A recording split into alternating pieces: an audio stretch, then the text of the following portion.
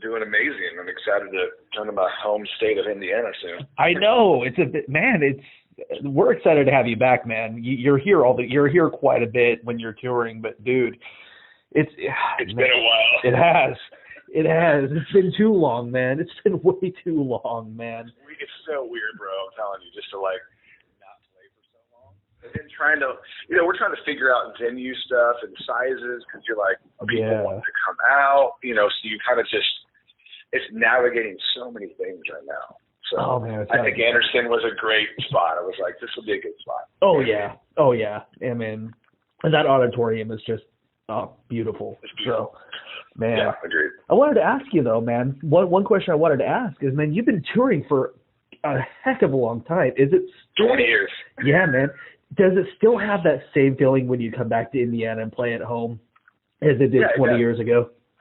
Yeah, it does. I mean, definitely. I'm not going to lie. Like, of course, when I first started, there's that newness of it right. that you can't get back, of course. Right. But I think that I think right now, going back after a few years of just not really being able to play, there's going to feel like a newness again. Right. So I think overall, the general thing is it's still exciting. It's still like doing it for so long, but you're never going to get that first kind of moment back. For sure.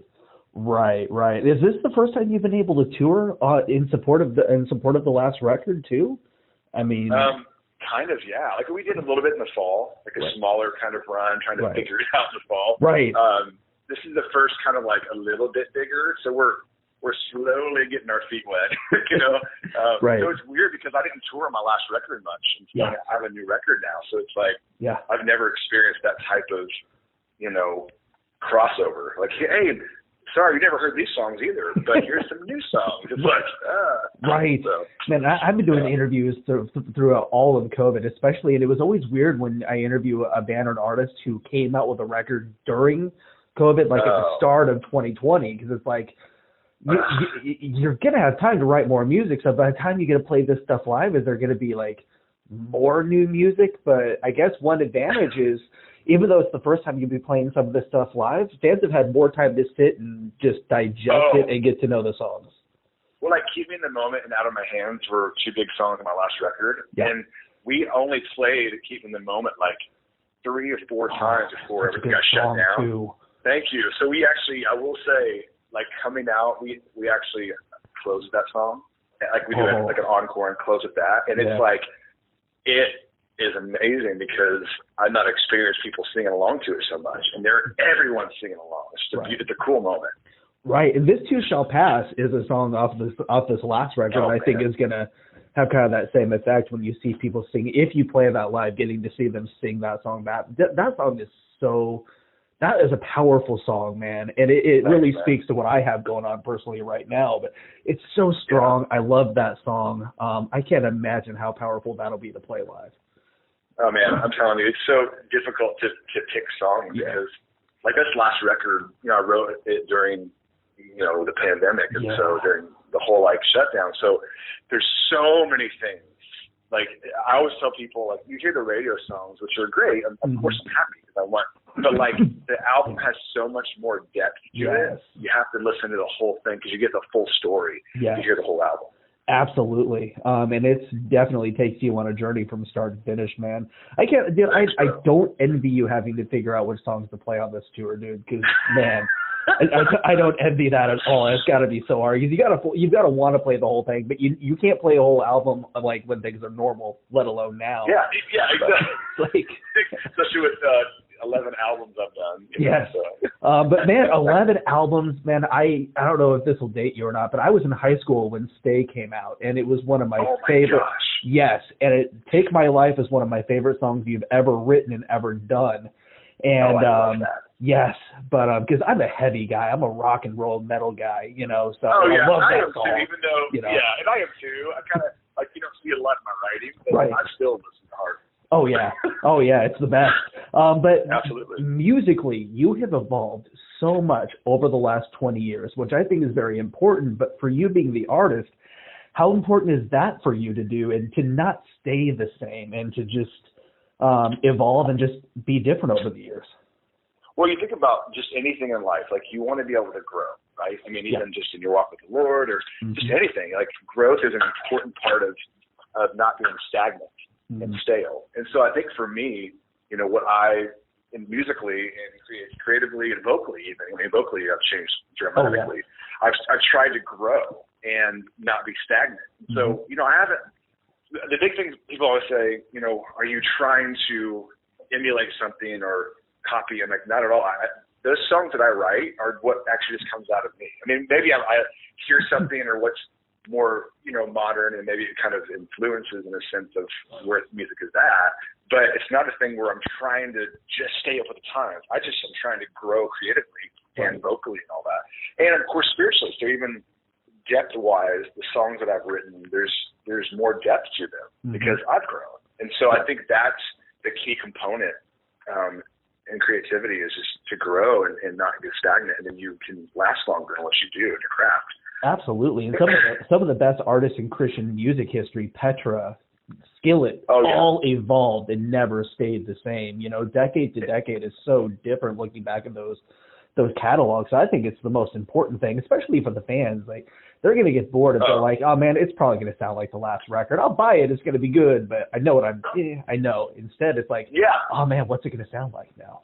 Yeah, and that's what we've been getting from people. Like, oh my goodness, I mean, you still get the people like, bring back the rock, and I'm like, I know, but it's just not in me. I don't know. I've tried it, but you know, then I did every once in a while, like throw out like a Dead Man Walking, and that kind of, you know, will come out. But it's still not even heavy rock, but it's still like, you know, that still comes out, but it has to be natural. Right, but you'll have a few times like, oh, that one's so heavy though. You're like, yeah, it's heavy.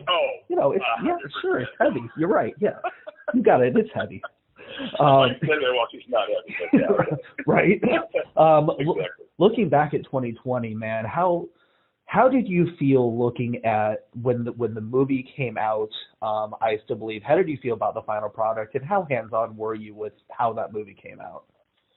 Actually, I'm very happy with hands-on, or very happy with how it came out, and I was hands-on. There you go. I was very happy with how it came out. I felt like they displayed a lot of things with accuracy. Of course, there was things that I took a little bit of liberty on, but it wasn't something that I felt like changed anything of the meaning. And so I was very hands-on. We were there for about 3/4 of the production. Okay. We were there a lot of it. Nice. And so I felt like I was able to really experience everything and be a part of it, give input. Sorry, excuse me. I have a yawn. You're good, man. Not radio, so it's good. Right. So, yeah, I just feel like that I was able to have, you know, a really good view of everything, and I'm happy, bro. So happy with it. Was it tough when the pandemic hit and it had to be released, partly in theaters, but also on, like, video on demand? It didn't get really that full-on theater run that everyone had kind of hoped it would get. Yeah, because, you know, we were in the most theaters that any Christian movie had been in, besides The Passion. It was like 3,200 theaters, so... Wow. Yeah, so I mean, I can only imagine it had 1,800, so we were almost double that. Nice. And so, so we had like a lot of momentum, and you know, it was really hard, to be honest. But I think I realized during that God used it, I think, into a greater, deeper way than I think He would have. Not that He would have, but I think because of what everyone was going through. I mean, when you have a song that says, "Scattered words, empty thoughts seem to pour from my heart. I never felt so torn before." So I don't know where to start. And you're just going, but I still believe in your faithfulness. I still believe in your truth. I think there's a greater effect when you're going through something globally. We all were going through something together. Yeah. And that song came out globally. And so I think it impacted people to a greater degree. And that's really God's heart. And that was my heart behind the movie anyway, even though it was disappointing for sure. But I think the effect was even greater. So was it weird watching your life unfold, like, with somebody else being you, kind of? Like, what was that feel? I've obviously never had that happen, but I guess you could probably talk to Bart about how that feeling is. Yeah. But man, how was that, just watching, like, man, this is weird. Yeah, I think a lot of it was, why am I yawning? And every time, I think a lot of it was just, I don't know, watching that, you kind of step back and go, wow, the perception of who I am, you know, is like sometimes different than what you think. And they're like, oh yeah, that was how kind of I acted, and and you kind of laugh, but I think he portrayed me well. I mean, there's some things, one thing I wasn't really pushy about trying to make it music. It's the only thing that was a little bit different. Like I had a desire to, but I never was that pushy. Like if people ask my testimony, I'm like, I just kind of was out doing stuff, and then God just opened the door. But they had to make it a little bit more like, here's my mentor, and he's to help sit me down and teach you something. Right. But watching it, somebody else play me was definitely bizarre, but they did a good job. KJ was great. He asked me questions. He was interested in, what I had to think. That's so awesome. That was good. Yeah, I remember, I think when Stay came out like 20 years ago, there was a documentary, or I remember there was a video I saw that you and one of your friends were interviewed and stuff like that. So I've known your story since 2002.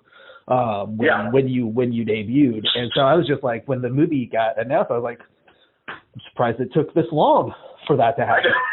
I was like, that's a great story. I mean, it's, thanks, man. And the fact that your faith has stayed as strong as it has over the years through everything is, you're not just a role model, but it's, basically you are somebody that a lot of people can look up to faith-wise when things are hard, Thanks, man. I appreciate that, bro. Yeah, I mean, it's been a journey, man. It's a daily waking up and saying, all right, God, I trust you. It's not, like this whole thing with the pandemic. It's like, okay, God, I trust you. Like this stinks, but it's still, no matter what age you are, what you've been through, it still has a battle. So wake up and trust him. So definitely. Well, you are going to be hitting Anderson on March 26th. Actually, 1 month from tomorrow.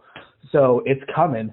You're going out with, you got Riley, you got Jordan. Is this the first time you toured with those guys? Riley's young.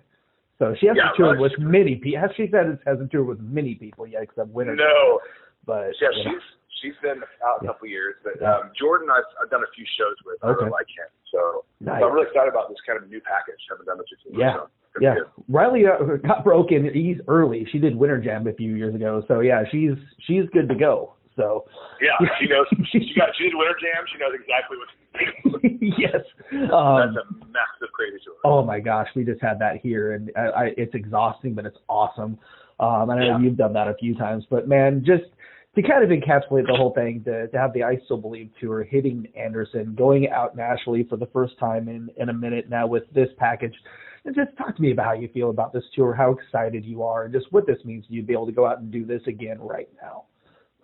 Yeah, I mean, this is what God has called me to do. So I think that the fact that, for a few years I wasn't able to get out was difficult because my heart is to go out and minister and to share all the things that God's doing. And so to be able to do this again is like, it brings so much joy to my heart. And I think that it's going to be an incredible night of worship and encouragement. And I believe that, my heart is that people will walk out more in love with Jesus. That really is my heart.